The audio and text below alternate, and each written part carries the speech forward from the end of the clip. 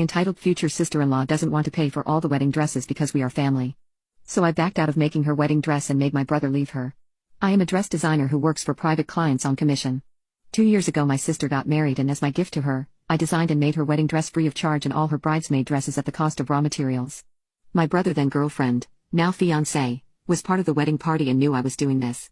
Before I even started designing, she asked me if for her and my brother's wedding would I make her dress. I casually agreed. When making the gowns my sister and her other 5 bridesmaids were so nice and pleasant to work with, but my brother's girlfriend was a nightmare.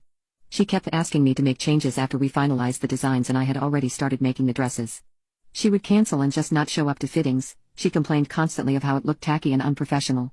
She even ripped the fabric on purpose when I told her I could not make any more changes, and I had to go on a wild goose chase to get more of the same fabric in the right color. My brother proposed 2 weeks ago and the first thing my new sister-in-law did was come over to me and ask when we could meet to start designing. Now at this point in my career, I have dealt with my fair share of bridezillas and control freaks, and I know how to handle them. So, I let her know a time she could come to my studio for a consultation. Last week was her appointment and she came in all excited, but when I brought out my prices and options for her, she got really mad saying it wasn't fair to expect her to pay when we were family, and I had given other families theirs for free. I told her nicely that I charge for my work as would any other vendor she got for her wedding and that we could look at the most affordable package I have if she was concerned about cost. At this, she lost it screaming at me that I'm a worthless bitch whose work isn't even good enough for her and that she was doing me a favor by letting me have this opportunity. I tried to calm her down so we could talk but she just got worse, knocking over one of my display cases and shattering glass, beads, and expensive jewelry all over the floor.